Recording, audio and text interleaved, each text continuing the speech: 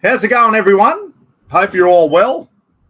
Welcome to a Wednesday night Jibber Jabber with Uncle Buck.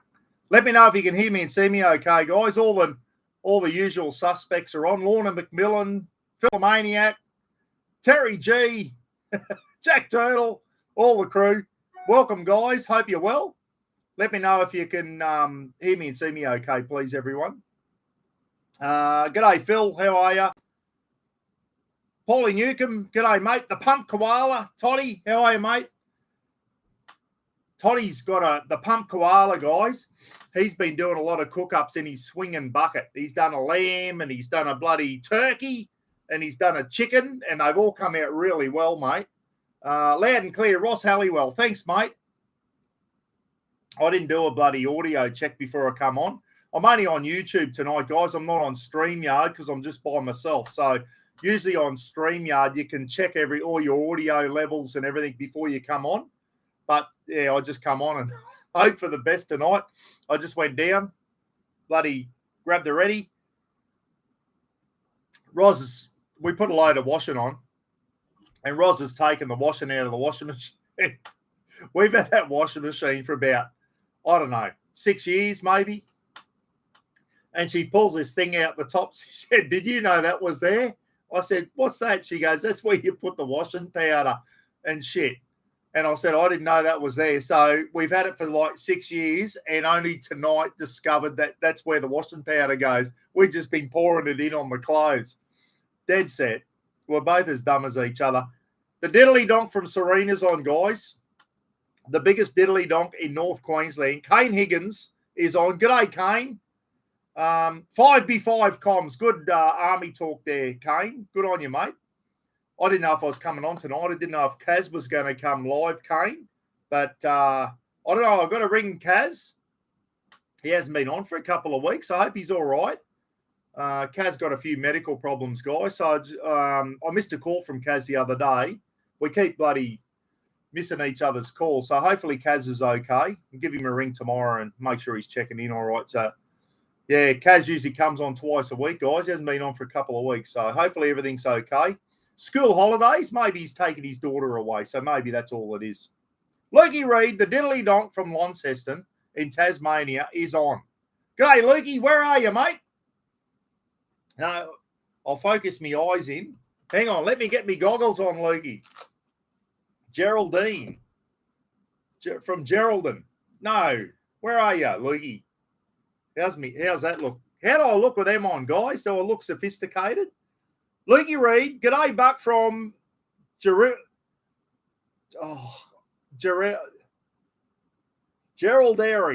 How do you say that, all you cockroaches? Geraldary or Geraldary. I don't know where that is, Lukey. Where is that, mate? I don't know that town's name. Geraldary. I don't know where that is. If anyone's from bloody the land of the cockies, let us know where Geraldary, if that's how you say it. Jared Hands on. G'day, Jared. How are you? I was texting Jared today and said saw some Army Bushmasters up in Cairns yesterday, and Ross said, "Look at all them Army vehicles." And I said, "Yeah, Bushmasters." And I didn't know if they were from 51 Far North Queensland Regiment, which is based in Cairns. And Jared said, "No, 51 haven't got Bushmasters." So must have been someone from Laverack up there, Jared, on exercise, coming back from the Cape, mate, maybe. Who knows? They're all cammed up. Anyway. Daz. G'day, Daz. How are you, mate?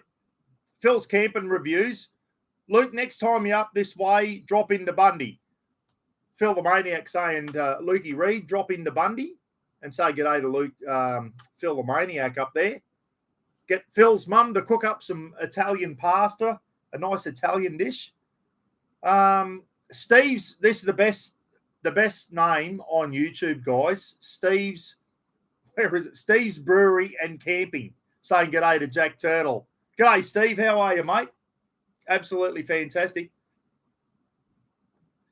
Kane the diddly donk saying, "Everyone, hey, Buck, my birthday is in 3 weeks' time." Good on you, Kane. Happy birthday for 3 weeks' time, mate. Make sure, I'm sure I'll do give me a date, Kane. Give me a date. I might even go live, and we can all wish Kane a happy birthday on his birthday, guys. We'll do a live feed for the diddly donk from Serena's birthday. And I'll tell you what, speaking of Serena, Kane, when Roz and I passed through there on our way back home from our big trip, mate, we called into the Serena Bakery. One of the best pies I've ever had, mate. It's up there with Penguin. It's up there with Penguin in Tasmania. The Serena Bakery and Penguin in Tassie. Me two favourite bakeries. Absolute classics. Got a couple of good ones around Innisfail too. But I'll tell you what, Kane, you've got a good bakery there at Serena, mate. Just south of Mackay, if anyone's wondering, guys. Serena's a half hour south of Mackay. Really good bakery there. Make sure you pop in. Great pies. And Penguin in Tasmania on the north coast of Tassie, not far from Devonport. Absolute cracking bakery. It's my favourite bakery. I went to a few of them, guys, on our trip. And the Penguin Bakery in Tasmania got my number one vote. The Penguin Bakery. Absolute great coffees and bloody beautiful pies, sausage rolls, sweets. Just a wonderful bakery. It really was. I know there's a lot of good ones around. And we did. And you know what? Everyone was saying, Buck, drop in here, drop in there.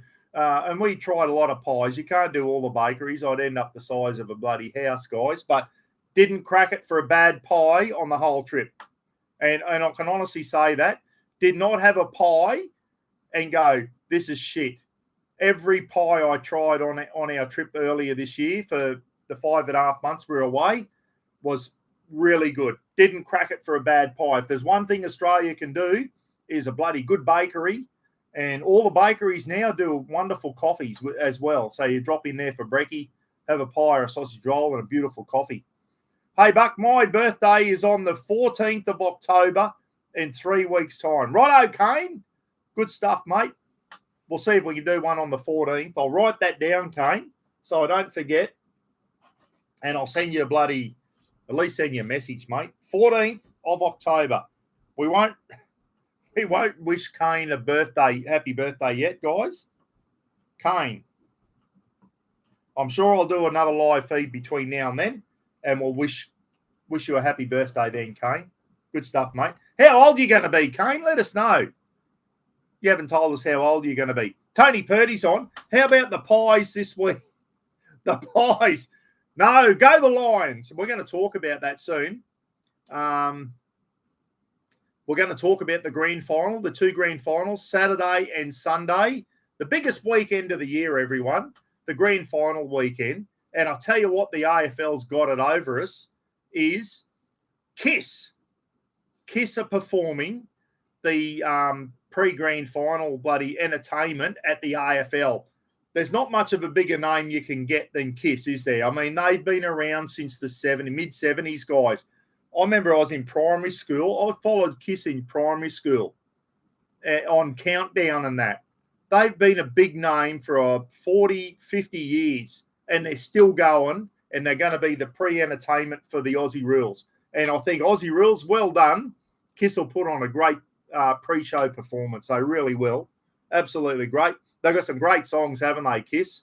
I was never a big Kiss fan as a young bloke, but they got some good songs. And obviously they'll play their most popular songs before the grand final on Saturday. The Aussie Rules, the Brisbane Lions and the bloody Collywobbles. The Collingwood Magpies. I know all the Vicks. Well, I don't know. I was going to say all the Vicks will be going for the... No, they won't, because Justin Dillon got on to me and said, Buck, I hate Collingwood.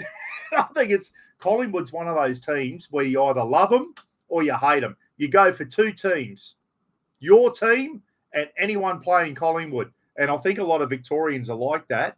So I'm going to go for the Brisbane Lions. Being a Queenslander, I'm going to get on the bandwagon, guys. I'm going to go for the Brizzy Lions.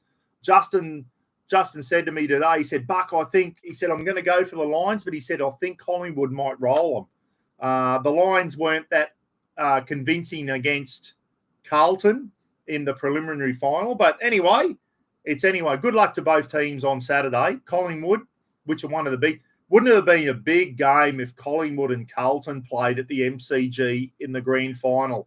Those two teams, and I know for a fact, Collingwood and Carlton are the two big big rivalry teams from many, many years ago. And that would have been a fantastic grand final. But anyway, the Brizzy Lions are in there. Good luck to the Queensland team. Go Brisbane. And the Brisbane Broncos are obviously in the Rugby League grand final, the NRL grand final on Sunday against Penrith. I think they're going to be pushing shit uphill, Brisbane Broncos, to beat Penrith. Oh, wow. Jeff's travel saying it's going to be 35 degrees for the NRL grand final on Sunday. They do play it late in the afternoon, mate, just as it's going on dark. So it won't be 35 degrees down there, surely at like 6 o'clock at night. So Jack Turtle, the diddly donk from Holland, saying bloody silly game, that ping pong football. I agree, Jack, but hey, it's grand final time, mate. It's a big game for the majority of Australia. And hopefully everyone, unless you're a Collingwood supporter, hopefully everyone's going to be barracking for the Brisbane Lions. Brizzy Lions last won they won 3 in a row. They did a Penrith back in the 90s, guys. They lost the grand final, or correct me if I'm wrong. They won 3 grand finals in a row and then lost the grand final, I think. The Brisbane Lions, when they had that really, really good team. And I won't go through Brown and I forget their name now. The bloke who used to do hands, Ackermanis and all those guys back in the 90s. So the Brisbane Lions haven't been, but they've been all right for the last couple of years. So go the Brisbane Lions. Nathan Buckley supporter. Jennifer G said Nathan Buckley was a big Collingwood man. Terry G. Oh, Dean O'Connor's on from Harvey. Only sport where you get paid to... Don't say that, Dean. I did a clip on my old channel before I deleted it. And I was down in Aussie Rules territory in... Where was I? I was in southern New South Wales. And as you get towards southern New South Wales, the 4 posts start appearing. You go from rugby league posts to Aussie Rules posts, 4 posts. And I said... It's the only game I know where you can miss and they still give you a point for it. Well, didn't some people get butthurt over that? And I said they run around in tight shorts and jump on each other's backs.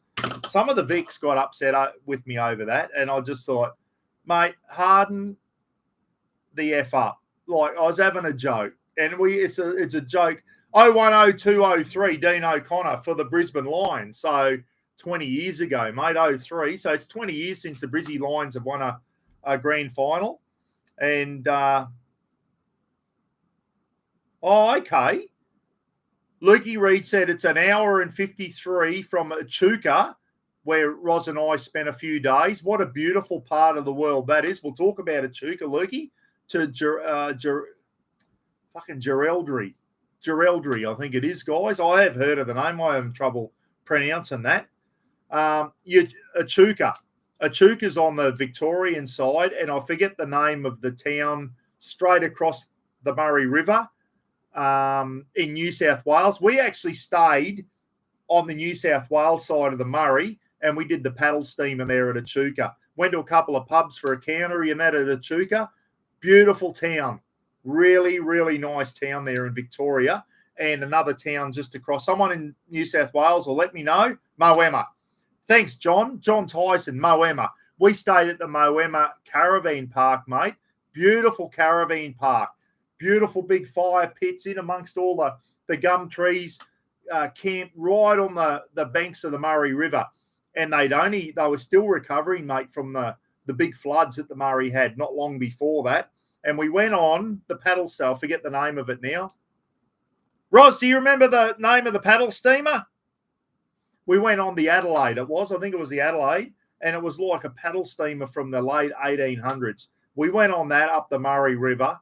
I'll tell you what a beautiful morning that was. Really, really good. A little bit bloody drizzly in that. But I'll tell you what, if you haven't been to Echuca, guys, and you want to do the Murray River paddle steamers, go to Echuca and Moama. That is the place where all the paddle steamers are. Absolutely fantastic. Absolutely fan. Daz, when I was 15, 16-year-old, we used to play country footy against the Crims from Cadle Jail for B grade. Awesome fun, but rough every time. Yeah, exactly. If you're playing against the Crims there. I love pies.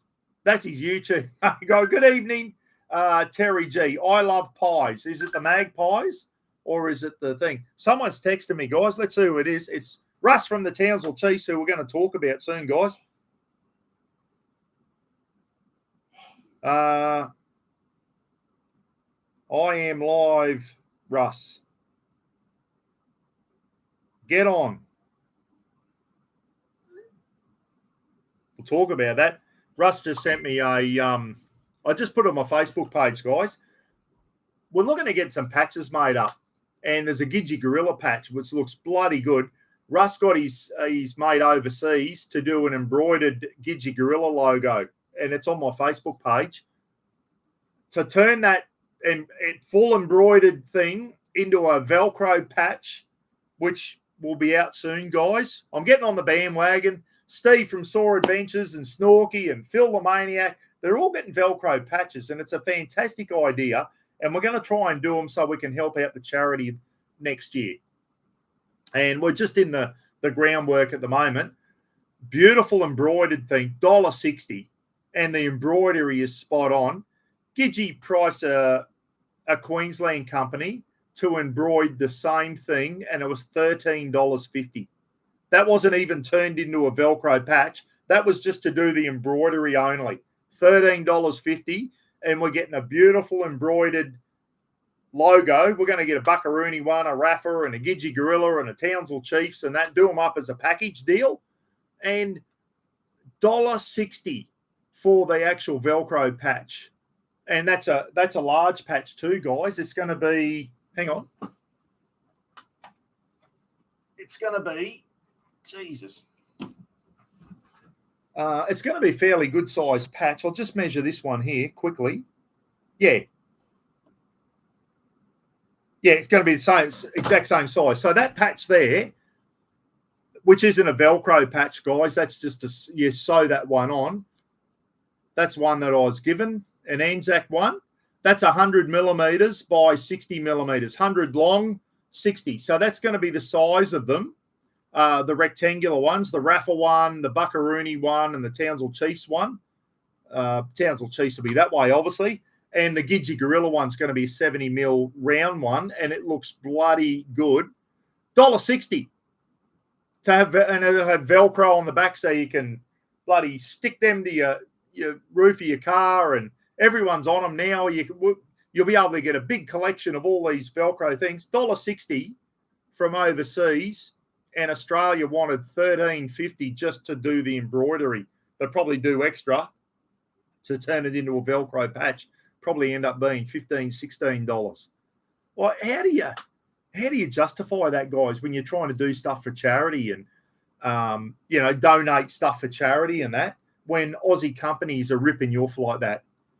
So it's bullshit. It really is. So stand by. We're going to get some nice patches, mate. That's a beauty, isn't it, that Anzac one? But it'll have Velcro on the back so you can stick them to the roof of your car or on your drawer. So anything that's got carpet and that, stick them on. And we'll hopefully get some Gidgee Gorilla ones, Mr. Buckaroony, Raffa the dog, and Townsville Chiefs and that. So that's what we're looking into. We're just trying to get somewhere. But unfortunately, you got to go overseas, guys, especially when it's for charity. That's what Russ said. You work through a middleman in Australia and you make nothing for charity. You're better off just going straight to overseas if you can, and you make more for charity. And when it's to do with charity, that's the way you got to go. Brad Howell said, I'm going to put them on the roof of my new Ram. Absolutely. How far is that away, Brad? The Ram and the Zone RV, mate. I saw a Zone RV go through Innisfail today, and it was a bloody Dodge Ram towing it, as a matter of fact. It had a Dodge Ram towing a big Zone RV. What a great setup. You're going to be happy with that, mate. You and Mary, mate, are going to be, what a great setup that'll be. It really will be. Russ is ding-donging me again, guys. Hang on. Oh, I had a dinner. Russ is out at dinner at the moment. All good. No worries. He can catch up later. Gidgy Gorilla's on. All Brisbane-based people. Oh, yeah. Gidgy rang me this hour and said unleaded fuel has jumped to $2.37.9 a litre today. He said like 98 was $2.60 or $2.70 a litre in Brisbane. Unbelievable. Russ, get off your phone, mate. Carmen will bloody give you a backhander. We're on from dinner. Crowls, Gaddis, and Carmen. Oh, good stuff. Steve. So we're going to talk about Steve Crowley, Georgie Gaddis, who played for the Cowboys guys, and Russ and Carmen. Carmen's Russ's partner, all out at dinner. Hope you're at IMC Steakhouse, Russ, or Cactus Jack's. Say good day to Steve Crowley. Steve, the Magic Sponge Bucket was a massive hit, mate, at the carnival on the weekend. We'll talk about that soon. Old boss of mine from the prison, guys, Steve Crowley, he's brought back the Magic Sponge Bucket. It's been banned for 20 years because of the blood rule. Well, the Townsville Chiefs, we brought back the Sponge Bucket. I'll talk about that later. Bloody funny. Sponge up. Russ said exactly right. Ken says joining Costco. I'll tell you what, I was down in Townsville on the weekend. I went down for a Townsville Chiefs footy carnival, guys, and I was in the Willow Shopping Centre, and guess what was there? Bloody Aldi. Jack Turtle. Guess what's coming to Townsville, mate? An Aldi at the Willow Shopping Centre, which is the shopping centre close to Mum's place. So, yeah, Aldi's coming to Townsville. They've been putting off coming to North Queensland for a very long time. They opened up in Rocky about a year ago, and they're coming to Townsville, Aldi. So it'll be good. We can get in on all those good deals. Aldi every now and then. That's where Jack Turtle got a poikie for me and the Dreaded Chef guys. And I did a cook-up in the poikie the other day. Aldi have all those types of specials come up. Every now and then, something you wouldn't expect. And Aldi have a big special on camping gear and all that. So when they have all these specials, it's going to keep me eye. And if there's some good stuff, I can slip down to Townsville and go to Aldi now. So otherwise, I had to rely on bloody Gidgy Gorilla in Brisbane and that to try and keep an eye out on stuff for us. Rochi's on. G'day, Rochi. How are you, mate? Wow, Phil the Maniac saying there's 4 Aldis in Bundaberg. Yeah, Phil, Aldi were never going to come to North Queensland because of the supply chain, mate, supply problems, trying to get the gear up that high. I went through Rocky there. Went through Rocky on our way down on our big trip in January. There's a big Aldi in Rockhampton, and I thought, if they're in Rockhampton, they might move further north, and they are. They're coming to Townsville, and I guess if they do Townsville, the next logical step would probably might open 1 or 2 up in Cairns, which is closer to me than Cairns is an hour away from me. Townsville's 3 hours down south. So 2 here, 2 in Harvey Bay, Robin Green saying. So there you go. It's pretty popular. They got some good stuff too, Aldi. I had a walk through, and it's a bit different to Coles and Woolies, isn't it? I mean, it's not like you go there and do your whole shop like Coles and Woolies, but every now and then Aldi has some good marinated chicken wings and like big bags of them and all that type of stuff. So if you're having a party or a barbecue, sometimes you go to Aldi and everything's already marinated up, and yeah, it's just a little bit different to your normal supermarkets, I've found. And all their stuff is just a rip-off. It's like a rip-off of all your main brands, like Weet-Bix, and Aldi will have a something Bix. It'll be a different name, but it'll be, who they've ripped it off. So I don't know if that's a good thing or a bad thing, but hey, the way Woolies and Coles are ripping people off now with the prices of everything, I'm looking forward to Aldi coming in and maybe give Coles and Woolies some competition, because they're just running riot. Unique 4x4 Parenti. There you go. What a great name there is. Said there's 5 on the Sunshine Coast. 5 Aldis on the Sunshine Coast. There you go. So it's pretty popular down south. I think there's 2 coming to Townsville. I think one's going in the city somewhere and one's going out to the Willow Shopping Centre. So 2 Aldis in Townsville. $2.30 will be the new cost for unleaded and diesel soon. I paid $2.31 for diesel in Townsville the other day, mate, before I drove back up the Innisfail. $2.31 for diesel. I thought, you arseholes. It wasn't that long ago. It had dropped down to $1.72 in Innisfail here at the Puma.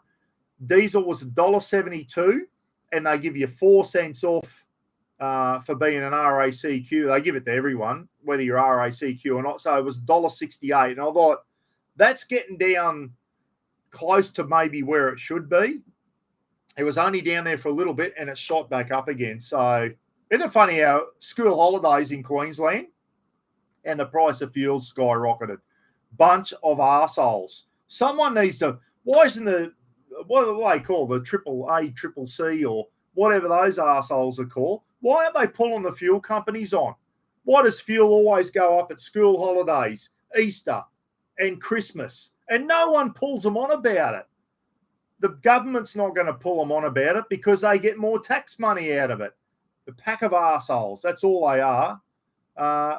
Phil the Maniac said we're getting an Anaconda in Bundy as well, which good camping shop, Anaconda. They got a lot of good stuff, Phil. We've got an Anaconda in Cairns and also one in Townsville, mate. So if I need to go to Anaconda, I can slip up the Cairns, which is good. But we've got a BCF here in Innisfail, a little BCF. And if they haven't got something that BCF normally stock, they'll get it down from Cairns for you, and you can pick it up the next day normally. So we don't have a lot of, in Innisfail, we got Coles, Woolies, we've got a bloody, what else have we got? Kmart. We've got a Kmart and all that. Not as big as your big city ones, but, for a small town, we've got pretty well everything we need here, and we don't normally need to go to Cairns and Townsville to go shopping, which is good. Like a real small country town, you might need to go into, the big smoke to do your shopping. We're pretty lucky here in Innisfail. It's got most of the stuff you need. The cheaper unleaded is the dearer.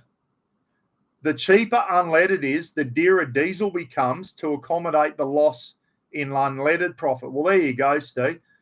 Remember years and years ago, the politicians stood up and went, everyone go out and buy a diesel vehicle. Diesel's the cheap fuel. That's the way of the future and all this. And then for how long now has bloody diesel been a lot dearer than unleaded? The diddly donk from Yorkshire is on, guys. Vade Langan saying Innisfail is a country hick town. It's a bit like York, mate, in Yorkshire. I tell you what, it's a country hick town. How you going, Dave? Hope you're well, mate. Hope you're well. Gidgy, Chrissy Anderson's talking to the Gidgy there, guys. There's a few conversations going on there. Hey, we'll talk about the footy. Let us know. Saturday, the AFL, Australian Football League, the AFL Grand Final, the Aussie rules, which I don't follow, guys. But, hey, the Grand Final, it's the big game of the year. And there's a Queensland team in there, the Brisbane Lions. Who's going to win? Put it down in the comment section if you're an Aussie rules follower. Who do you think will win? Not who do you want to win? Who do you think will win? Collingwood, Magpies, or the Brisbane Lions? It's going to be interesting. And on Sundays, the big one that I'm interested in, well, I don't know. Penrith and Brisbane, the two best teams. We'll talk about that soon. Dean O'Connor saying the Lions in the AFL and the Panthers. Yeah, I reckon you might be on the money there. Although Justin Dillon reckons the Magpies might get up on Saturday. Buck, how's the 12-volt shower? I'll talk about that soon, Lukey. I was going to make a video clip on it, but I'm not. I'm going to talk about that soon. Robin Green reckons the Lions on Saturday. Jack Turtle reckons Collingwood. Bloody, I hope not. I hate Collingwood because Eddie Maguire, I don't know if he still is, but I'm a bit like everyone else. Collingwood's you either go for them or you hate them. It's a bit like the Manly in the NRL, aren't they? Joshy Hash said, I hope the Lions win. Phil the Maniac reckons the Broncos on Sunday in the NRL. Lee Roberts saying the Brisbane Lions. Shane McQuaid, it's poll time. Yeah, I should do a poll. All right, done. Lee, here we go. Start a poll. Bear with me, guys.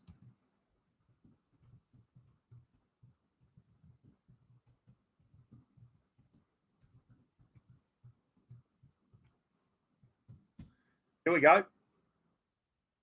Oh, add option. Has that come up? Must contain. I've tried to do a poll. Will the Brisbane Lions win on Saturday? Yes or no? I'll start poll.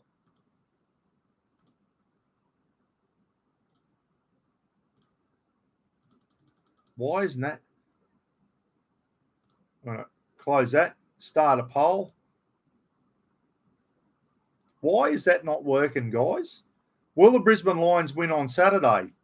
Yes or no? Start poll.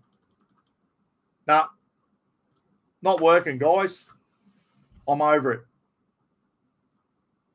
Look at the speed. Brett Schakowsky. Hey, Brett, how are you, mate? Hope you're well. Look at the speed of the tie. 122 on Jack. I do 127 now. Good to see you on a Wednesday night. Half of you's got to work tomorrow. I won't stay on too long. Hang on. Let me try another one. Why didn't that work? Start a poll. Will the Lions win? Start a poll. That's what I did the first time. Why didn't that work? Piece of shit. Anyway, will the Lions win at the AFL on Saturday? So if we go yes, obviously going for the Brisbane Lions. If you say no, you think Collingwood. This isn't who you hope win. This is who you think will win. So vote with you as if you put money on this game. I don't know. I haven't been following it all year. Obviously, two of the big teams are in the grand final. Justin Dillon reckons, he said, I hope the Lions win, Buck, but I think Collingwood might get them. So 65% saying the Lions will win. It'll be a good game. And all the grand finals are great, aren't they? Absolutely fantastic. It would have been, I know for a fact, if it was Collingwood and Carlton, Melbourne would have erupted, having two of the big Melbourne teams, Collingwood and Carlton. So I'll let that go for a bit longer. Steve Webb's on. The poll's up. Yes, it is. Steve's Brewery and Camping reckons he's eaten too many pies. Good on you, mate. Get him into you. I don't know if there's such. I had a Carball pie again the other day. Geez, I love that. The old Bob there at Carball. When I drive down to Townsville, I always stop into the Carball rest stop there. Beautiful views, guys, over Hinchinbrook Island. And Bob's always there in his yellow van selling pies, and a young couple there with the coffee van. Absolutely fantastic. There's another lady there does toasted sandwiches and burgers and fish and chips and all that. So they don't compete with each other. You got coffee and biscuits, and then certain food, and then Bob just does pies, and they all work in. And apparently the bloody businesses in town are giving them a bit of a hard time and all that, but it's a fantastic. If you're ever halfway between Townsville and Cairns, guys, make sure you drop into the Carball there. Just as you're coming into Carball on your right hand side, always look for Bob in the yellow pie van and get a pie off him. Bloody nice pies too. I did on my YouTube channel, Mr. Buckaroony, I do a pie review with Bob, and I think he got a 7 point something. Really good pies, the Carball pies. They really are. Polls up. Yep.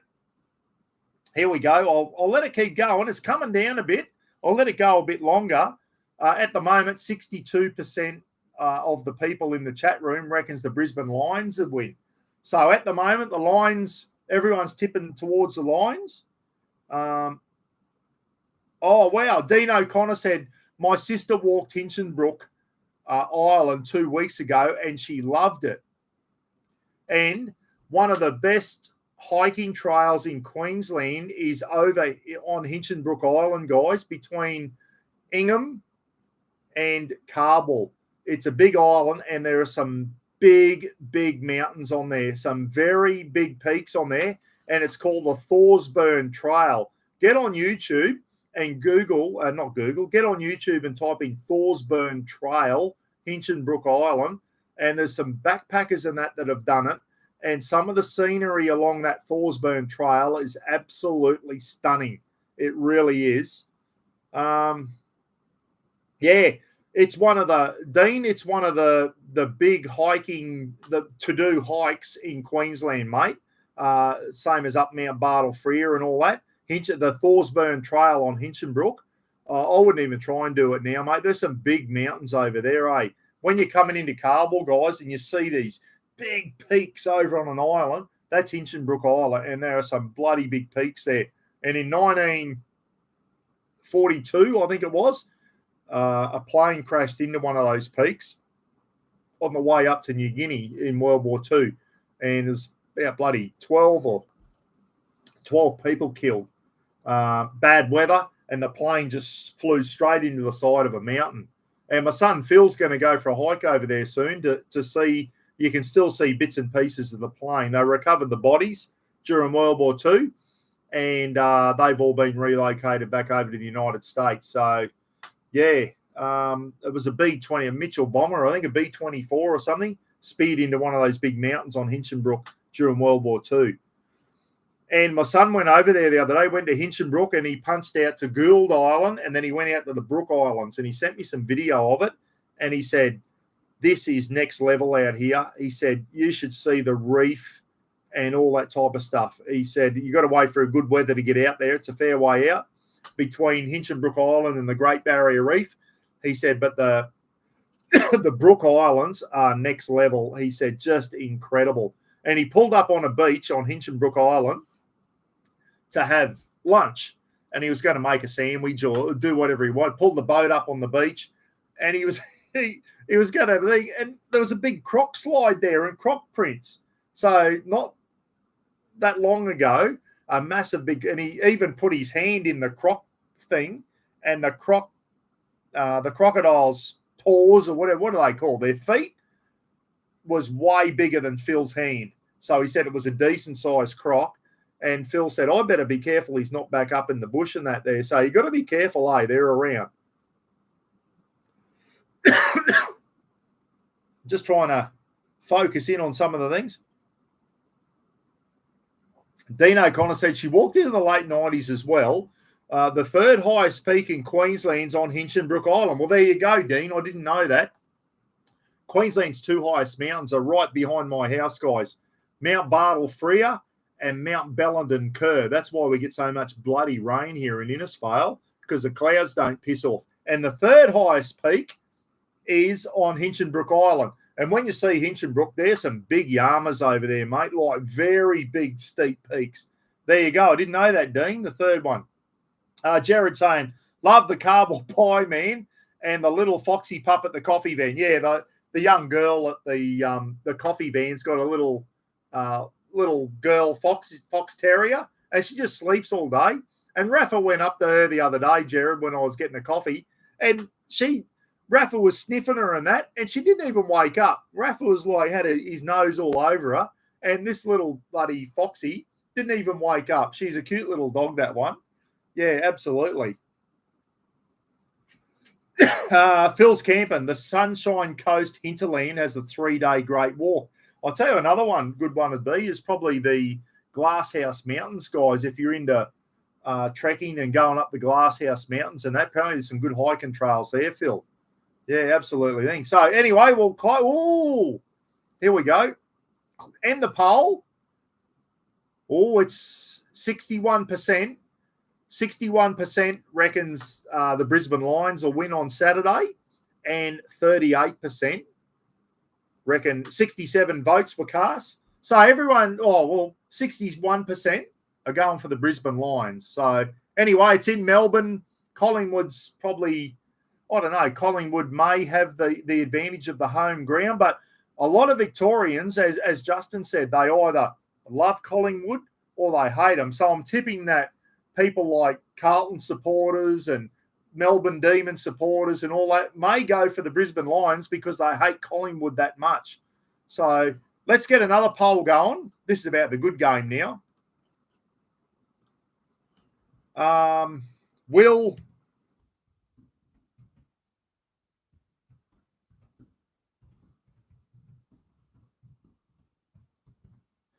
Penrith go 3 in a row?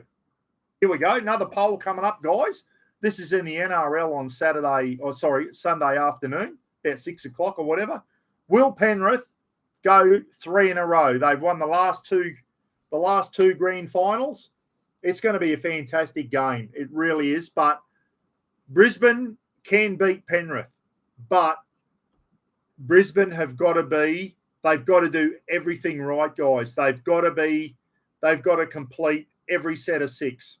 They can't make mistakes.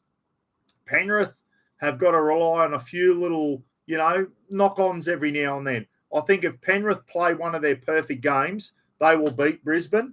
Brisbane have got to be perfect. They need guys like Cobbo on the wing not to make mistakes and drop the ball and all that type of stuff. They need Adam Reynolds to be spot on his kicking game. It's going to be a good one. I'm glad these two teams got in. I think both those teams, they've been the two big teams all year, probably like Collingwood and Brisbane in the Aussie Rules, guys.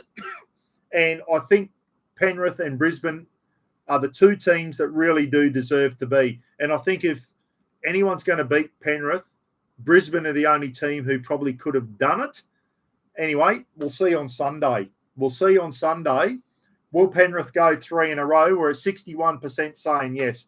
I'd like to, being a Queenslander, I'll go for the Bronx. I'll be cheering for the Broncos on Sunday. But if Penrith win, they deserve it. And I'll be the first one to go, well done, Penrith. You're a bloody good team. You're a good football team. You've got great players, got a great coach, Ivan Cleary, and his son Nathan Cleary is, the Penrith captain. It's good to see. I love to see a father. But then there's a father and son combination with the Broncos too. Kevy Walters and Billy Walters playing for the Broncos. Billy's he's going places, that young fella. So his dad's the coach of the Broncos, and Nathan Cleary's got his dad, Ivan, as coach of the Penrith Panthers. So it's going to be it's good. And I'm looking forward to seeing Kiss on Saturday doing the headline act. I forget who's doing it. It's an Aussie, bit of an unknown Aussie band doing the NRL on Sunday. Hopefully they do a good job. But I tell you what, they got a big thing to live up to, following Kiss from the Aussie Rules, haven't they? Remember Meatloaf? Rest in peace, Meatloaf. Remember Meatloaf's performance at the Aussie Rules that year? It was terrible, wasn't it? Absolutely terrible. The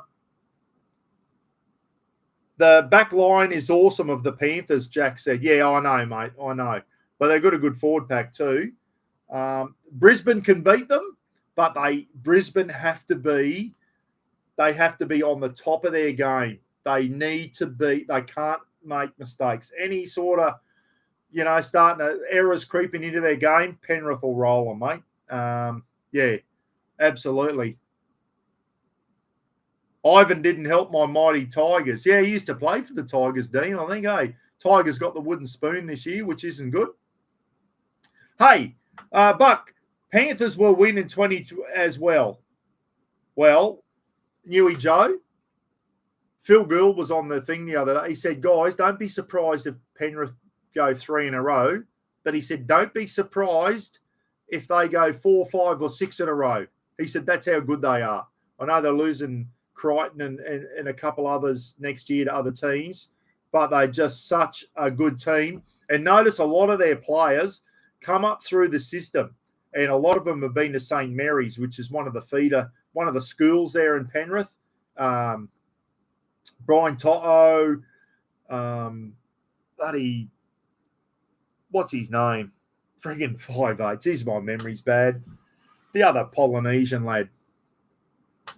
He's a St. Mary's thing. I think even Cleary's from St. Mary's as well. They've just got the ultimate from juniors right up the seniors, up through St. Mary's and through their system. Penrith and Phil Gould was the one who got that up and running. So stand by for the Bulldogs in 5 or 6 years' time. The same thing might happen to them. Anything Phil Gould puts his hands in seems to turn to gold, and we might see that with the Bulldogs. Jerome Luai. Sorry, my memory's bloody terrible. Anyway, good luck to all the teams on Saturday and Sunday. Best weekend of the year, guys. If you're going to have a beer, that's the weekend to do it. Aussie Rules on Saturday, Brisbane Lions and Collingwood from Melbourne for Steve W. over there in England, who probably doesn't follow that game. And on Sunday afternoon, the NRL Grand Final between the Penrith Panthers, which are a Sydney-based team, and the Brisbane Broncos, which are a Queensland-based team. So go the Bronx. I'm a bit of an anti-Bronc type thing. You know, I'm a big Cowboys fan, but at the end of the day, the Broncos have got a lot of Queensland State of Origin players in there as well. Paddy Carrigan and all those types of guys.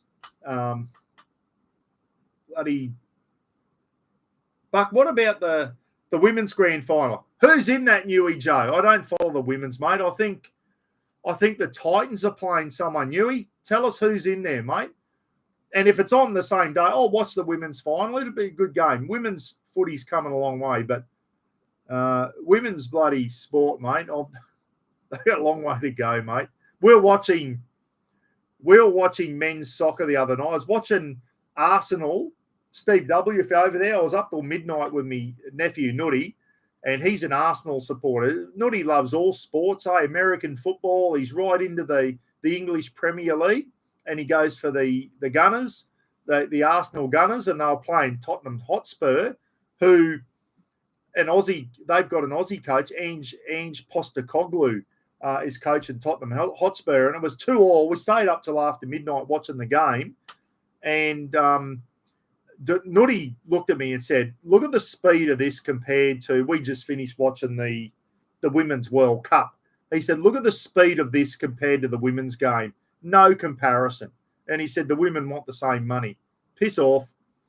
Just no comparison. The speed of that game between Arsenal and Tottenham Hotspur to the games in the Women's World Cup, which are the best, you know, the top of the women's football. No comparison, mate. It was like bloody slow motion, the women's soccer. It really was. Anyway, Newcastle and Titans. Go the Titans. Go the Titans, girls. Hopefully they'll go. Newey Joe will be going for the Knights, girls. Usually it's the Broncos and the Roosters, isn't it? The Broncos women's usually the big team in there, and the Roosters are up there. But good to see Newcastle and the Titans go. Go, girls. It would be a good game. They smashed the Cowboys 66-18 this year. That was the Tigers, I know. And then the Tigers came up to Townsville, and the Cowboys beat them 70 to something. It was a weird year of football. It really was. But at the end of the day, the two best teams are in there, guys, Penrith and Brisbane. Both teams deserve to be in the grand final. And whoever wins on Sunday, good luck to them. Whoever wins on Saturday, good luck to them. So I'm going to go a Brisbane Quinella, guys. Is that a Quinella or is that two? I'm going to go the Lions and the Broncos. That's who I'm cheering for. Although I think it'll be a Lions and Penrith. Who said that before? It was going to be Lions Penrith. I'm with you there. But I'll be barracking for the Brizzy teams, guys. Now, speaking of Gidgee Gorilla, if you want to speak to Gidgee on Facebook, he's got a new page up, guys, Gidgee Gorilla. Just look up Gidgee Gorilla. Gidgee's got a few things in the wind. He's got a lot of irons in the fire at the moment, and they're still in there. They're still in the sorting out type stage. A long way away from being where he wants to be, guys. But Ken's on Facebook under his normal name, KJ Rogers. But that's mainly for family and friends and work type stuff. And Ken said he's trying to separate that from Gidgee Gorilla. So all you guys on here who know my brother Ken as Gidgee Gorilla, he'd rather you deal with him through that Facebook page rather than his KJ Rogers page, because that's for family and work friends and stuff like that, guys. And he tries to separate the two, if you know what I mean. Like he talks to guys who know Ken at work as Ken. That'll be for that. But for you guys who know Ken as Gidgee, get on and like the Gidgee Gorilla page, we're going to hopefully have some cook-ups coming up when he comes up to North Queensland. Me and Ken are going to do some cook-ups and all that type of stuff. Gidgy's talking about he's trying to work towards a clothing line, guys. Gidgy Gorilla. And I think he's onto something. Looking at shorts and T-shirts and stuff like that, but sporting type stuff, gymnasium wear. He's got some fantastic logos like the Gidgy Gorilla, and on the back it's got gorilla strength, and it's got a big gorilla with the dumbbell and that, like gym wear and that for men, and in particular larger men. He said Ken's always been a big guy, and he's always had trouble finding good T-shirts and good shorts and good collared shirts and that fit him properly and that are a nice cut. He's working on that, and he wants to get a clothing line going called Gidgy Gorilla or Gidgy Threads that cater for the bigger men. He's going to cater for smaller guys too, but also cater for bigger men. And I think he's onto something. I really do. So, but anyway, there's going to be a lot of different stuff. I'll be talking to Ken every day about ideas for Gidgy Gorilla, outdoor cooking equipment, Gidgy Gorilla bloody barbecue set, and like an outdoor cooking apron for cooking out on the barbecue with a big Gidgy Gorilla on the front. We've got a lot of great ideas going around, but it's not going to happen overnight, guys. So Tim the Toolman's on, guys. I had a good chat with Tim last night. Tim gave me a ring, and hopefully early next year or whatever, we might be having a bit of a little far north Queensland get-together up on Tim's 40-acre block of land. Just me, Tim, and Sammy Panopoulos and all the far north Queenslanders, and get up on Tim's new block of land and have a good camp up there. So looking forward to that, Tim. Good to chat with you the other day too, mate, or yesterday. Leon Bell. Leon Bell just got on and followed the Gidgy Gorilla. He's got the big gorilla logo there. So get onto Facebook, type in Gidgy Gorilla, look for the Gidgy Gorilla logo, guys. Hit a like there. And if you want to keep in touch with Ken, the Gidgy Gorilla, like all you guys here know him as Gidgy Gorilla. So get on and send Ken messages and all that through the Gidgy Gorilla Facebook thing, because the other thing is, like, he's trying to separate them, guys. That's more for work and family, and the Gidgy Gorilla's for camping and all that type of stuff. So it'll be good. And we've got some great ideas coming up. Ken will be coming up at Christmas up to Townsville, and we're going to get together and do some bloody good cooking. We've been talking about a few cook-ups that we're going to do, and you'll see them on the Mr. Buckaroony YouTube channel and probably on the Gidgy Gorilla. We'll put them up on Gidgy Gorilla's Facebook page, and Ken will put some funny stuff up there. He's going to – Ken loves having He's a bit like me. It runs in the family. Loves having a rant. And I said, mate, keep all the ranting off the Gidgy Gorilla page. Just do that on your normal one, and he's going to put funny stuff up and all that type of stuff on the Gidgy Gorilla page. So get on and like Gidgy Gorilla.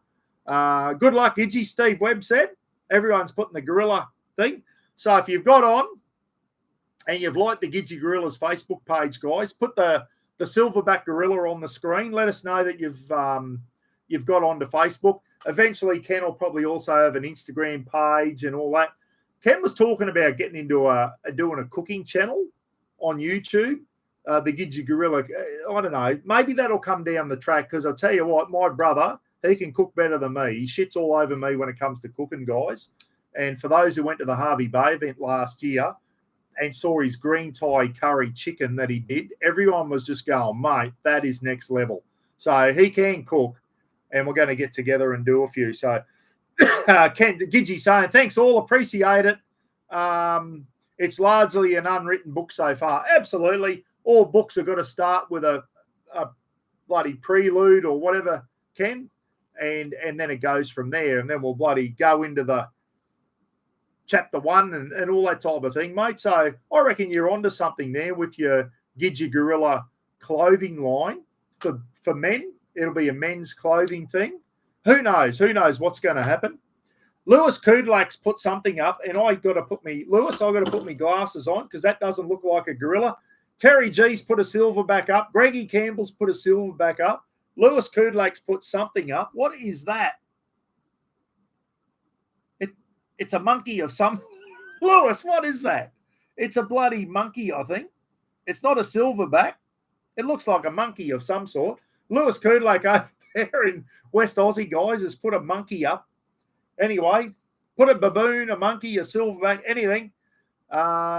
John Tyson has put the silverback up. Lewis has put bloody 6 silverbacks up there. Good stuff. Hey, we're going to go to the poll. Well, geez, I'll tell you what, this is a bit closer than I thought. We're going to end the poll there about the Broncos. And will Penrith go 3 in a row on Sunday in the NRL? 55% said yes, and 44% said no. 1% probably didn't know. 63 people cast their votes there. So, there's a lot of people out there that think the Broncos can roll the Panthers on Sunday. It's going to be interesting to see. I think Penrith might be too good for them, but the Broncos can do it, and I hope they do, but the Broncos have got to be flawless on Sunday. They've got to complete, like in the first half, 16 from 16 sets of 6, no drop balls. You know what I mean? They've got to be perfect. And I think to beat Penrith, they're going to have to be perfect. Ross Halliwell's put up bloody 7 Gidgee Gorillas. Deanie Roach, he's put up 7 as well. 7, no, he hasn't. Yes, he has. 7 Gidgee Gorillas. Lorna McMillan just typed TH. I don't know what that... What? Lorna, what are you doing? A TH, what does that mean? Phil the Maniac said, never announced it yet. I was out at Keith's place a few weeks ago, and Keith said, Phil, why don't you write a cooking book? And I thought, what a brilliant idea. Well, Phil, if you got the time, mate, do it. Phil the Maniac, do your pizzas. If there's one thing I'd like to see more from you, Phil, on your channel, is more cook-up. I really enjoy your cook-ups, mate. I really enjoy your cook-ups, especially in the big uni. Not the little uni, the big uni oven you've got, mate. I'd love to see you do more roasts and veggies and more pizza cook. Just do different types of pizzas, Phil. Everyone loves your cook-ups, mate. So 50 Shades of Phil. Brett Sikowski, hope you're going well, Bretty, down there in the Burdekin. Hey, Buck, what's your opinion on Welcome to Land? I've seen Sam Newman. Yeah. All right, I'll address that, mate. Here's my honest opinion. I think the Welcome to Country is being done a bit too much. And I think a lot of people think that. I think it's a great concept. I think for when international teams and that come to Australia, I think it's a fantastic thing to do. Be aware, it's not, people are going, I don't need to be welcome to my own country. And I know where people are going with that. They're not welcoming you to Australia. When they do a Welcome to Country, say the game is in Wagga Wagga. Say there's a game of rugby league in Wagga Wagga and they do a Welcome to Country. Those Indigenous people, Aboriginal people that are doing the Welcome to Country at Wagga Wagga aren't welcoming you to Australia. They're well aware that you're Australians if you're a white fella like me. They know you live here. They're welcoming you to their part of the country. A lot of people are getting messed up and going, I don't need to be welcome to Australia. I'm Australian. I was born here. Yes, you were. Yes, I was. Welcome to Country, when they do it, is they're welcoming you to their little part, and they go, we're from the such and such tribe or the such and such mob. We're from the Brisbane, or we're from Wagga Wagga, or we're from we're from friggin' Newman in Western Australia. As you know, the Aboriginal people, they were from their tribes, or their mobs, as they say, are from certain parts. There's probably 800 different tribes all around Australia. They're welcoming you. If the football game's in Wagga Wagga, they're welcoming you to their little part of Australia. They're not welcoming you as a white fella to Australia. People are getting mixed up with that, guys. It's not like, I don't need to be welcomed to my own country. I know no, you don't. We're all Australian. They're welcoming you to their little part. And people are starting to blow it out of context. Now, as for Sam Newman, I'm going to swear, the guy's a fucking idiot. He is an absolute fucking loudmouth moron. Someone needs to put one on his chin. He's blowing it up. And for any Australian at the bloody AFL Grand Final, if they do a welcome to country, and I'll tell you now, the welcome to country won't be by an Aboriginal person welcoming white people to Australia. That's not what he's doing. He's welcoming people who have come from outside Melbourne, people who have come down from Brisbane to watch the grand final.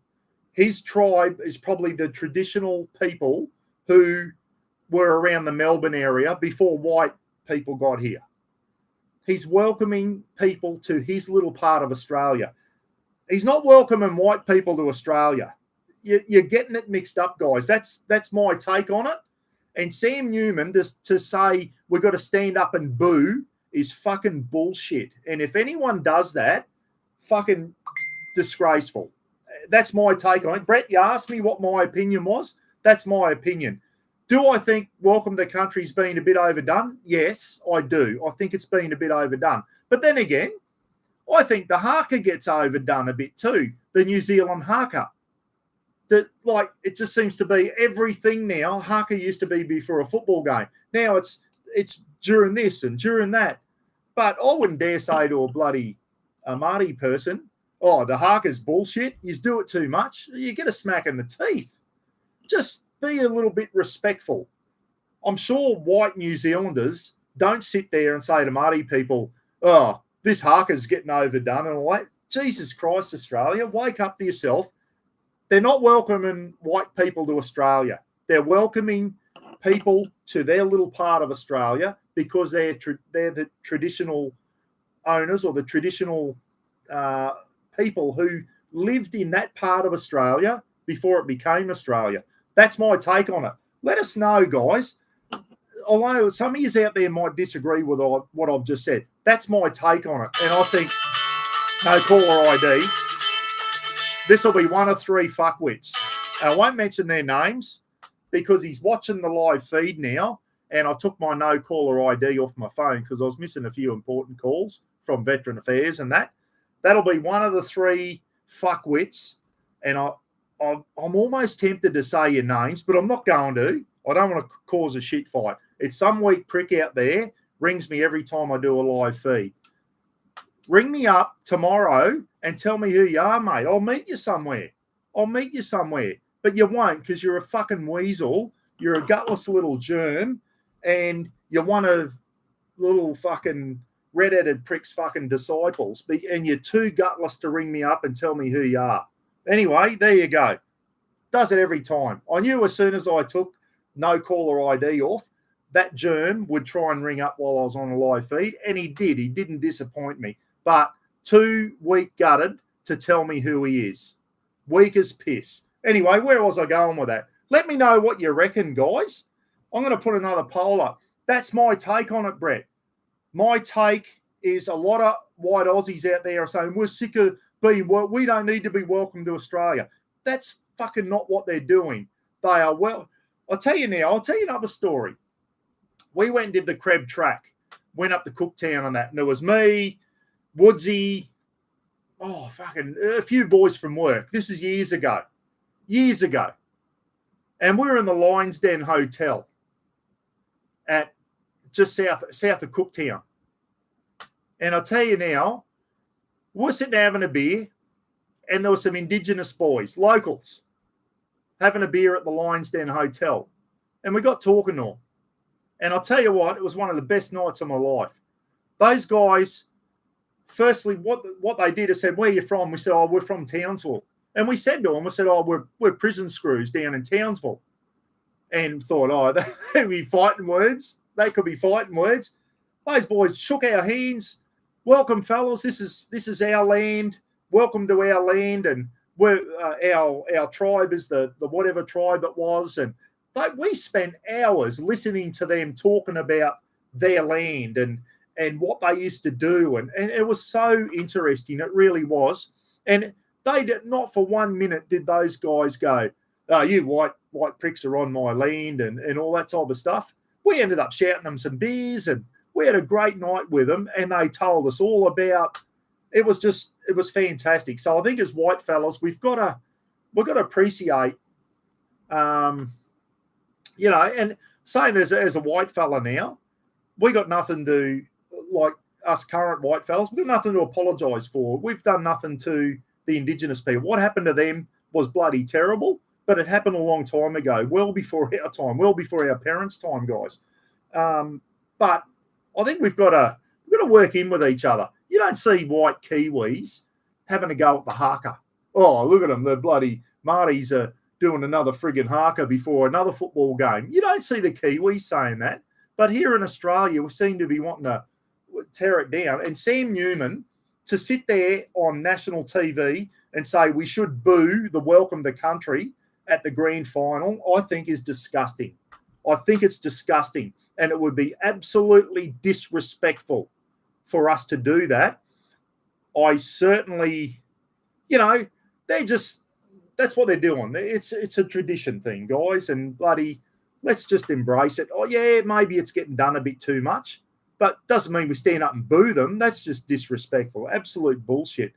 Yeah, Gidgey said, we all know who they are. They'll come unstuck. Gidgey, one day we'll run into them face to face, mate, and they will piss their pants.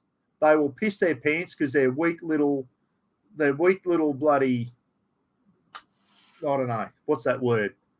They're tough. They're just bloody trolls, mate. That's all they are. They wouldn't come up and say it to your face because they piss their pants. And we know who they are. And if you're watching, we know who you are. I'm not going to mention your names. I'm not going to bloody create a shitstorm. There's about 3 of them out there, 4 of them, and we know who you are, and you're all as weak as piss. Now, I'm going to do another poll. And be honest, guys. That is...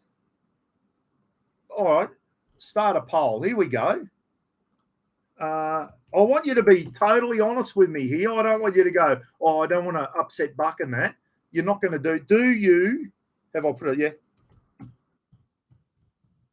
on my take of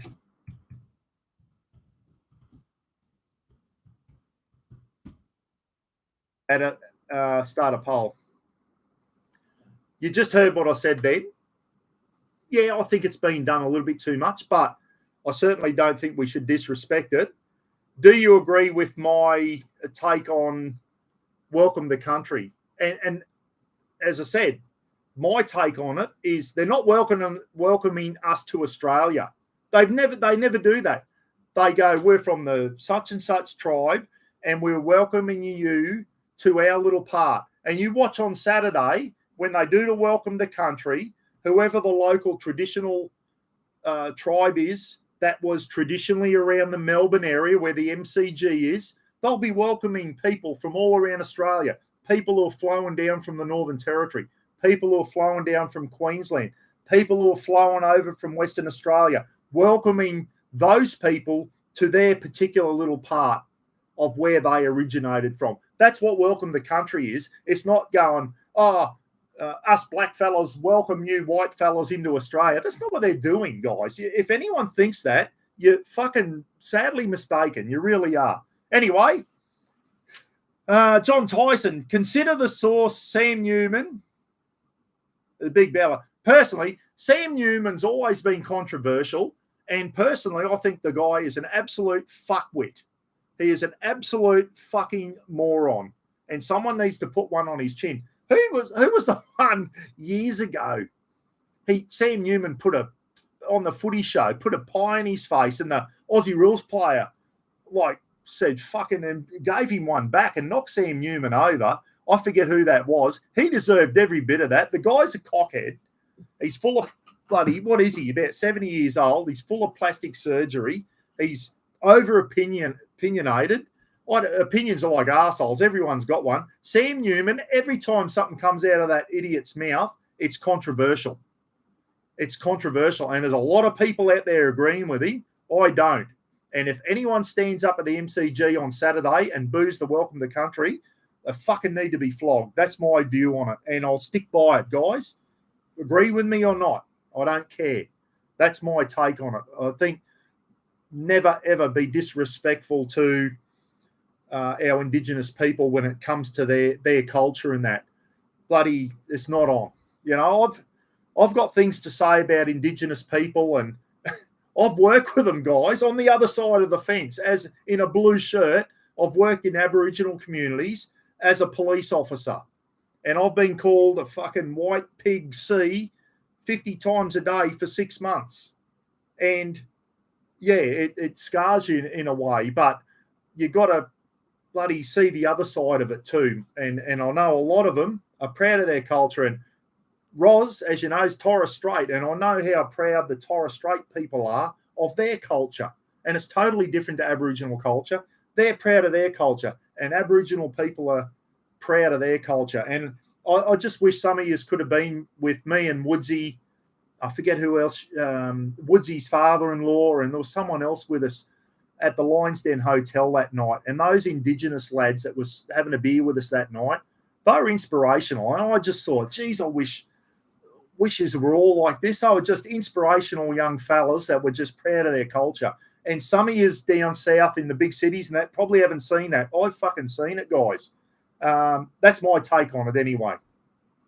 We'll let the poll go a bit longer. Justin Dillon.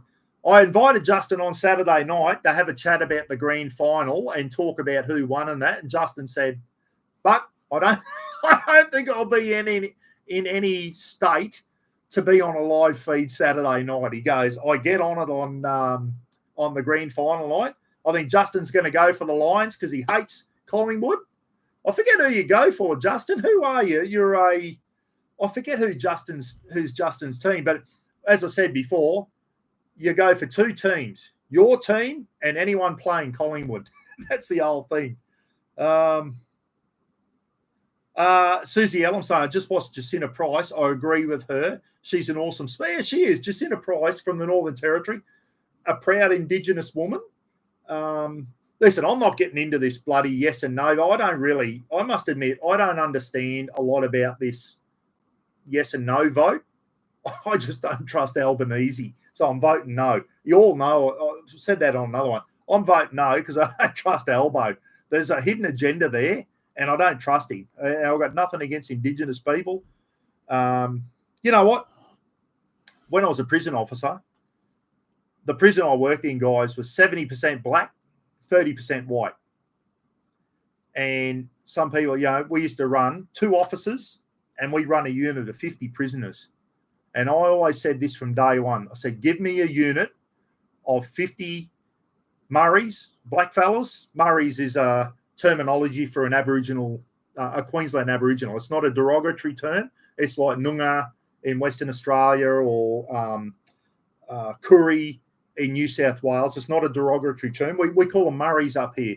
An Indigenous person in Queensland is called a Murray, M-U-R-R-I. And even they call themselves Murrays. I said, give me a unit of 50 Murrays any day over the white fellas. The white fellas were usually all your druggies, your pieces of shit and whatever. Most of your black fellas, when they were off the piss, they were good lads. You could talk about the footy to them, bloody have a joke with them. Most of them, 90% of them, were good young. They're just, I don't know, they're just bloody scallywags, a lot of them. They get on the piss, get in trouble with the coppers, flog their missus up on the piss. Just doing stupid shit. There was a few bad ones in there, don't get me wrong. But most of your real arsehole crims are the white fellas, guys. And as I said, give me bloody 50 young Murray lads any day. Yeah, they used to blue all the time. We always run in, breaking fights up and all that. But they had nothing against us. Good lads. Poll, yes or no? No, I've already done that, Phil. The poll on the no vote smashed it. Last time I did one, Phil McCavity, I did a poll on what do they call it? The Voice, and no smashed it by like 90% to 10, mate. It was a no vote. So on this community, as I said, you could go to another YouTube channel, and the yes vote might be 90%. So it doesn't mean that's what's going to happen. When are we voting? I forget the date now. It's getting close anyway. Anyway, if the yes vote gets up, then we accept that we're a democracy, guys. Majority rules, and that's the way this country is. I don't think yes will get up, but you never know until the day. Something might switch around. I'm going to vote no, only because I don't trust Albo. I reckon he's got something going on in the back of his head there and what have you. But there's a lot of Indigenous people in Parliament now, good politicians like Jacinta Price and that. and they can stand up in Parliament and have their say. No one's stopping them from having a say, and I think we've already got voices to Parliament. But anyway, we'll see what happens, eh? If the yes vote gets up, we accept it. That's what we do as a country, as a democratic country. Yeah, Geelong Cats. Cats fan, mate, they go the Brizzy Lions.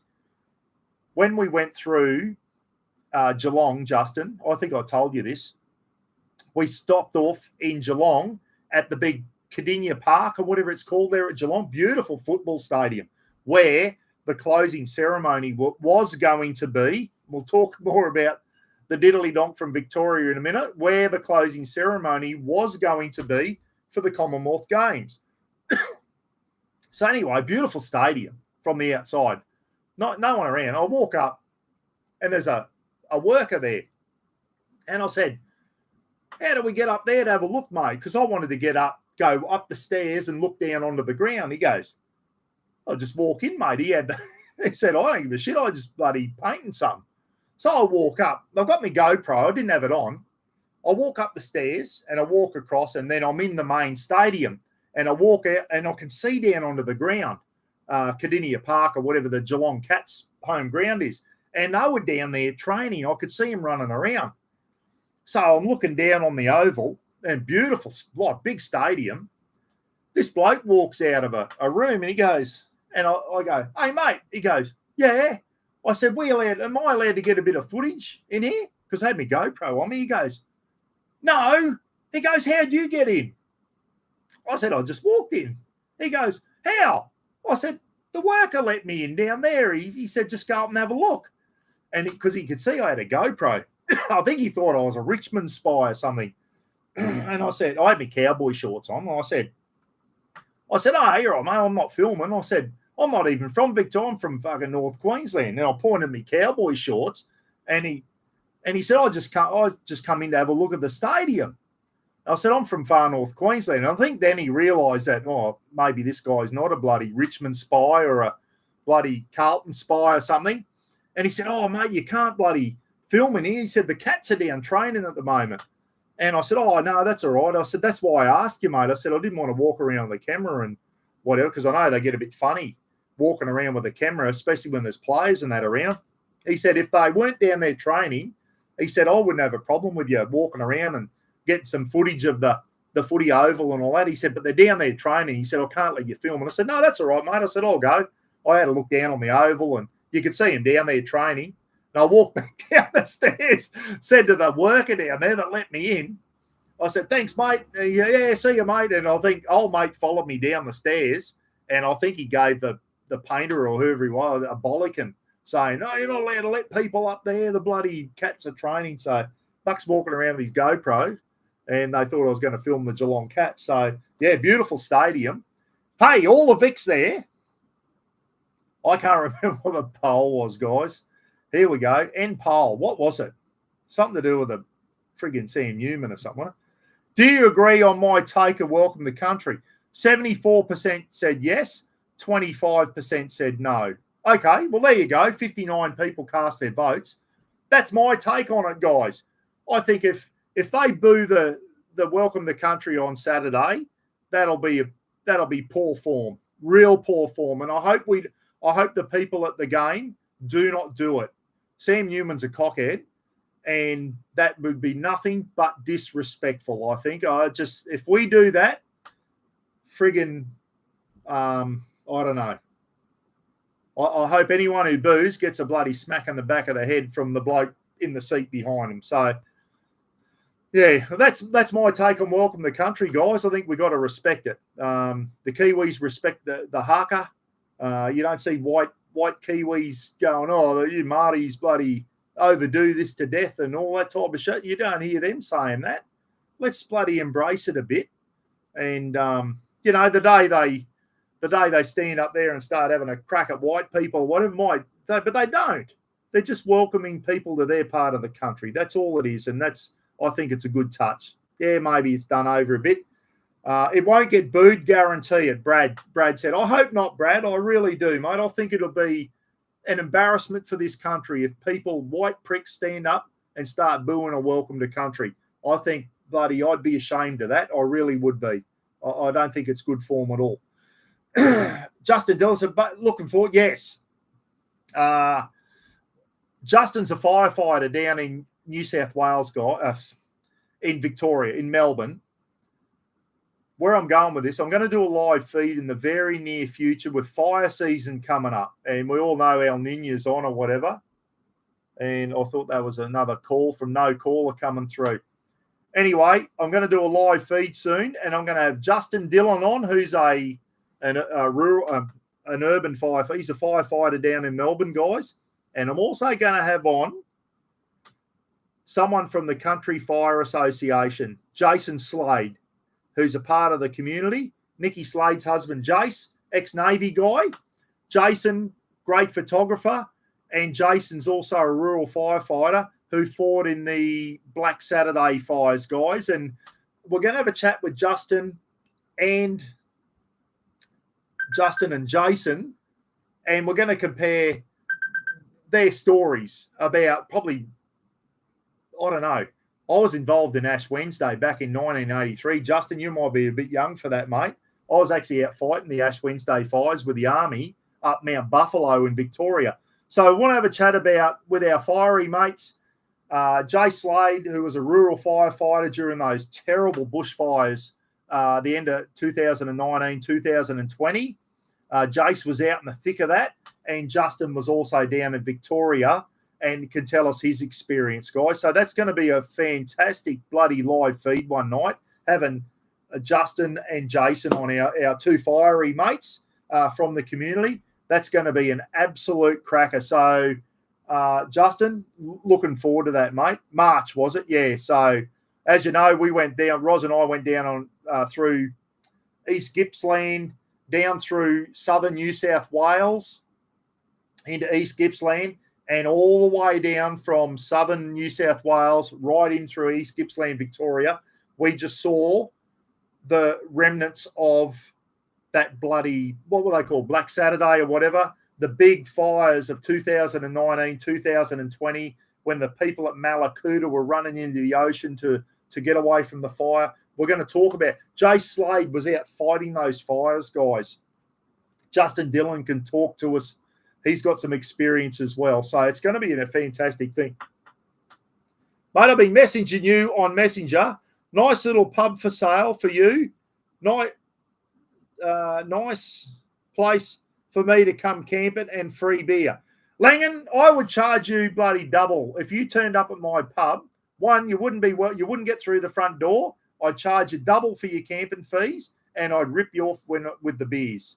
And if you got a cannery, I'd undercook your chicken just so that you got bloody food poisoning. Mike Blakely's on from over in the USA. Hey, Mike, how are you, mate?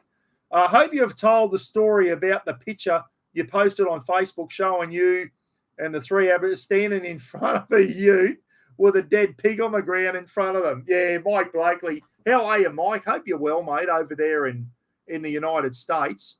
Hope you go. How good's me bloody San Francisco 49ers going, mate? 3 in a row, 3-0, the 49ers. We're going well. Going real good, actually. Yeah, has anyone seen that photo? I might tell that on another live feed. No, I'll tell it now, Mike, now that you brought it up. After this, if you haven't seen it, go to my Facebook page, Mr. Buckaroony, and there's a picture there from 2006, guys, when I was a police officer in an Aboriginal community in Cape York, which is right up the pointy bit of Australia in Cape York, a place called Arakoon, Aboriginal community of about 1,200 people. Very, very remote community, very violent community.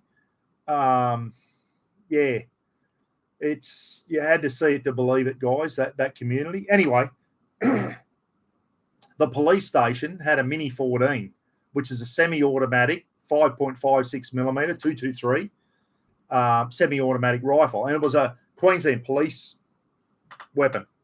Anyway, if there's any bosses watching, any coppers watching this, they'll probably just be shaking their head.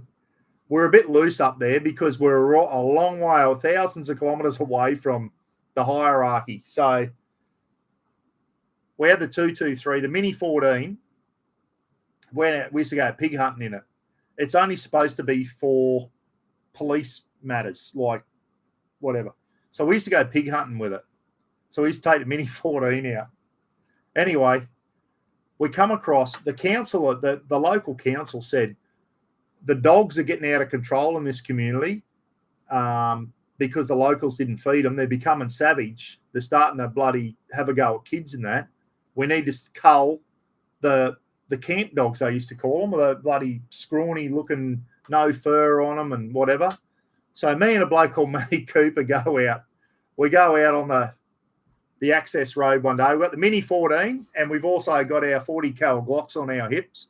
We're in I was in my army camouflage pants, an old police shirt, and I had a Glock on my hip. I was in runners and we had the Mini 14 and a Glock each. We come across a heap of dogs ripping a pig apart on the side of the access road. So we get out. I had the Mini 14. Some of you might get upset over this story. It's not a good look. So we get out, and all these dogs are onto this pig, and the pig's squealing. So I get out with a Mini 14. Well, yeah, I had the Mini 14 from memory. So I put a couple into the pig and kill the pig because it's getting ripped apart by these dogs. And then I hear Matty Cooper go, do the dogs too, because the council had been asking us to go out and cull the dogs because the locals didn't feed them, they were becoming violent and being a risk towards the children in the community. So anyway, we popped 3 dogs. We popped 3 dogs out of about 10 dogs. We just finished popping the 3rd dog and we heard, hey! And all these Aboriginal guys come running out of the bush. Hey, what are you doing? And we thought, oh, fuck. And one of the guys goes, they're my hunting dogs. And I thought, oh, no, Matt Cooper, what have you done to us? Because I heard Matty go, do the dogs, because I just shot the pig. He goes, do the dogs as well. So we knocked 3 dogs, and before we did any more dogs, these guys had come out of the bush and went, hey, they're my hunting dogs. So we're there and we go, how are we going to explain this? And they were pretty upset. And they go, hey, that's my dog there. And Matty Cooper goes, oh, look, the pig must have got him. Anyway, there's smoke coming out of its head where the 5.56 round had gone in there. And he goes, yeah, the pig must have got him. Anyway, we smoothed it over. We smoothed it over with them.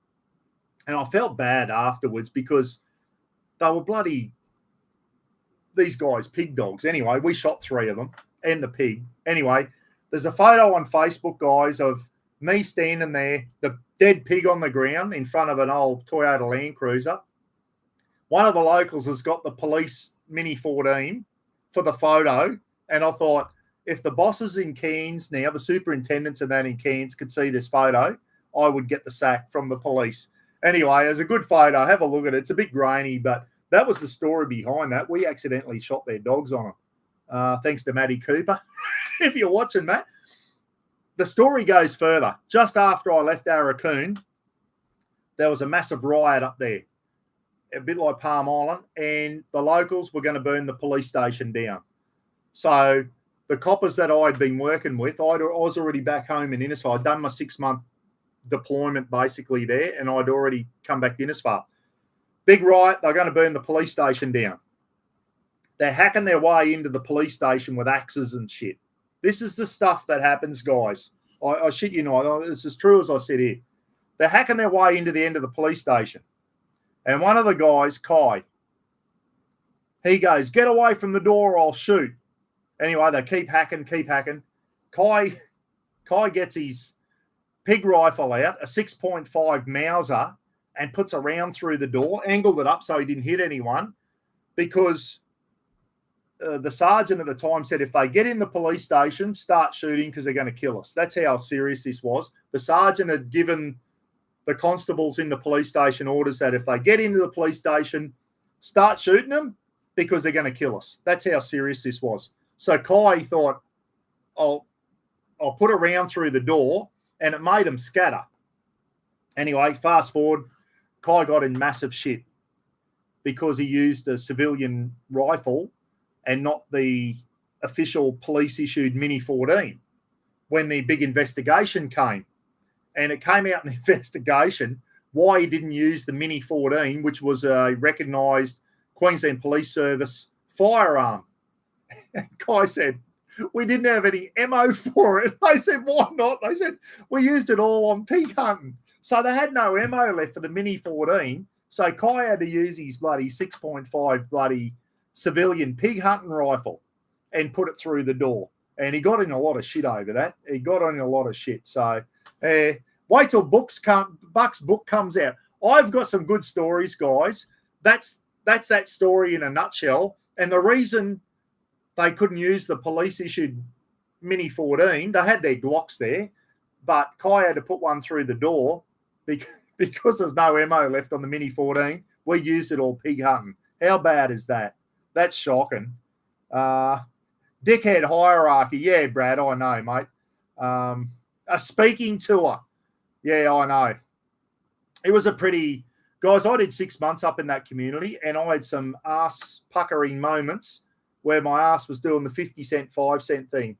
I had some very, very hairy... I did 20 years in the army, and let me tell you, I had more hairy moments at 6 months in Arakoon than the rest of my life put together. It was a dangerous place to be, and any copper that's been up there, and the reason was it was a dry community, but there was a tavern there, and they were allowed to drink from 3 o'clock in the afternoon till 7.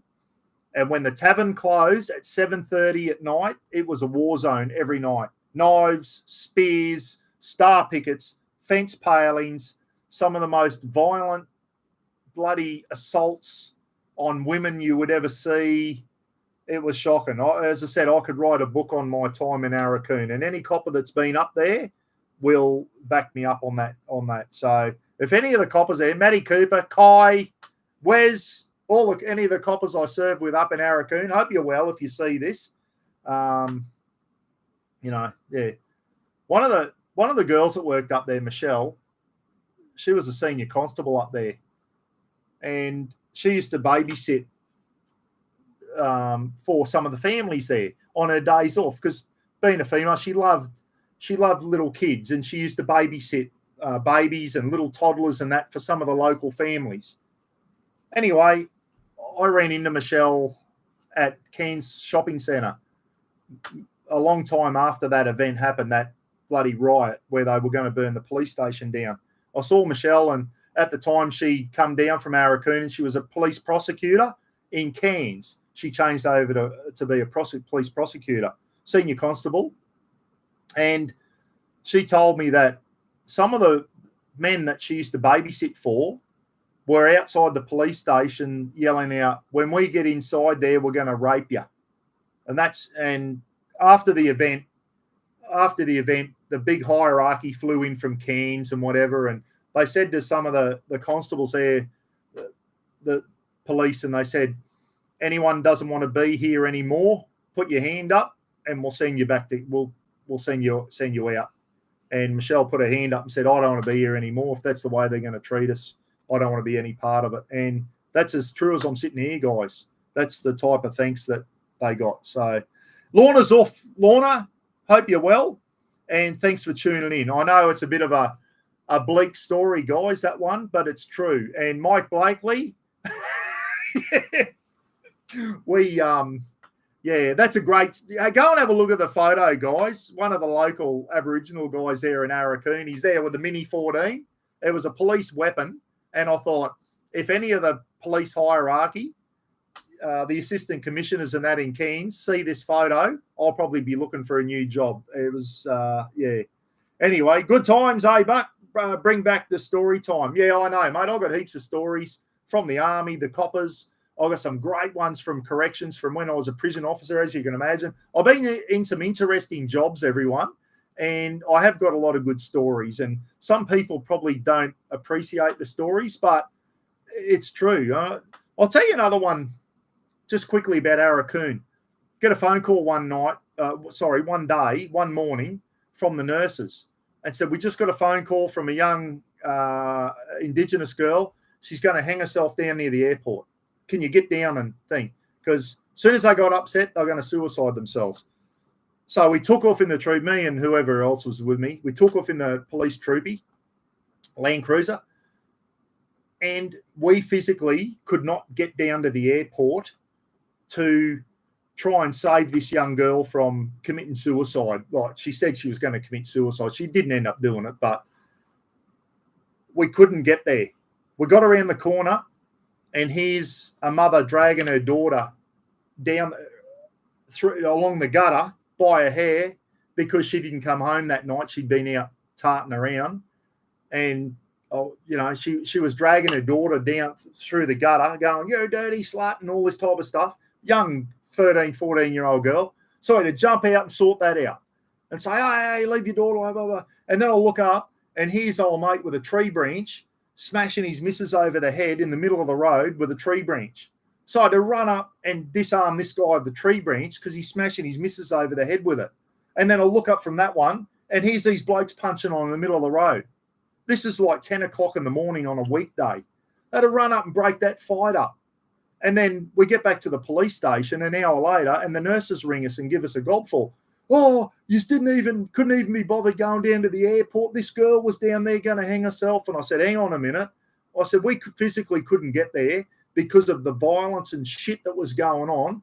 That's what we couldn't even get down to the airport to go to the job we were supposed to go to because we were confronted with that. And that happened every day. I was off the plane. I got into Arakoon, half an hour off the plane when I first arrived there. There was an incident up near the general store. And the sergeant goes, Buck, I'd only just introduced myself to everyone. He goes, Buck, jump in with so-and-so, go up, sort it out. So I was in my police uniform. I just got off the police air wing, off the plane, get up there, and here's a 14-year-old girl threatening to stab everyone. And I was with a couple of the local Indigenous, what were they called? Community police were with us. Anyway, I'm talking to this girl, trying to calm her down. She's got a big butcher's knife.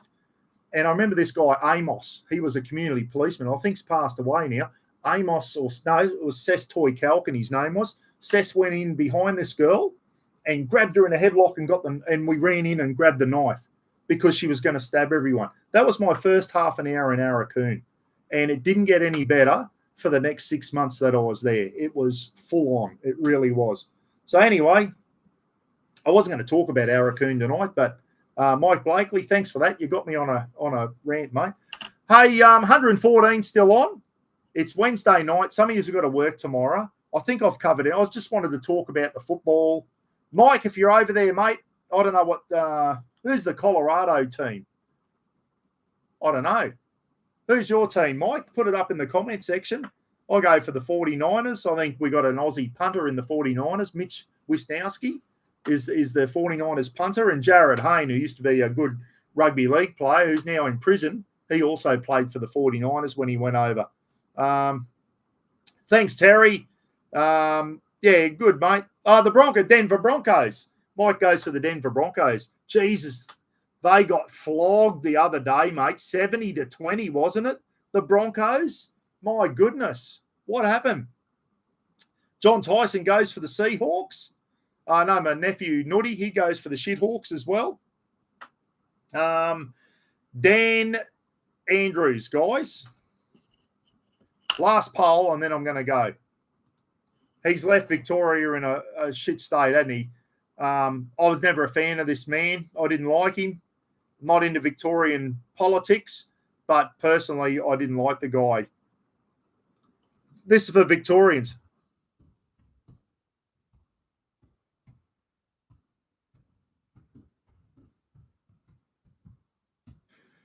For Victorians, guys, Daniel Andrews resigned 5 o'clock this afternoon. I think it was his last thing. He was the Victorian Premier for Mike Blakely. We have a Prime Minister as our Prime Minister of Australia, but each of our states, you have a governor. Over here, we have what's called a premier of our state, Premier of Queensland, Premier of Victoria. Daniel Andrews was in for 13 years, I think. They kept voting him in. No one seemed to like the guy, but he kept getting in, which makes me question the polling system down there in Victoria. He's left Victoria with about $200 million $200 billion debt. So we'll do a quick poll. Are you glad Daniel Andrews is gone? I found he come across a very arrogant guy. Victoria was the most locked down place in the world during COVID compared to the rest of Australia. Victorians really did it hard under him. And, I'm an ex-copper, guys. The way I saw some stuff on YouTube about how Victorian police were acting during COVID, and I felt disgusted that I used to even wear a police uniform. Some of the shit I saw the Victorian cops do, I thought, you pieces of shit. You don't treat people like that. That's just bullshit. But anyway, that's how Victoria was. And I know Justin Dillon he'll probably tell us when we do a live feed with Justin. Wow. I didn't know that, Dave. Dave's saying Vade Langan, guys, he's from Yorkshire and he's a big Leeds supporter. Dave's a big Leeds United supporter in the soccer over in England. And he said, Buck, not sure if you saw, but the 49ers now own Leeds United. So the San Francisco 49ers own Leeds United, which is a soccer team in the UK in the second division or whatever, the next one down from the Premier League. And the 49ers own them. Mike, did you know that? I didn't know that. Well, there you go. Brad Howell saying something to Phil the Maniac. Basically, there's a conversation going on there. Debbie, my word. Oh, sorry, Debbie, I haven't seen you tonight. I haven't seen your name come up. How are you? To all the legends on there, Terry G, Steve Fuller, if you're watching, Snorky, all that. G'day, guys. Hope you're all well. From the legends. Oh, here we go. Newy Joe saying, Buck, daylight saving starts in New South Wales this Sunday. Queensland's going backwards. No, we're staying on the correct time, mate. And you bloody Mexicans doing your own thing down there and putting the time forward by an hour. So there you go. And there's where Brisbane will be going, we want to have a poll on daylight saving. So Brisbane and the Gold Coast and the Sunshine Coast, go and be part of New South Wales because the rest of Queensland doesn't want daylight savings. Go and be part of the thing. Brad Howell said, my brother is a cop, Buck, and he says the Victorian cops are next level. Next level arseholes probably, mate. Yeah. So there you go. Anyway, guys, I hope you enjoyed the night. I've been on for, how long have I been on? Hour 42. I was going to stay on for an hour. You know how I rock and roll.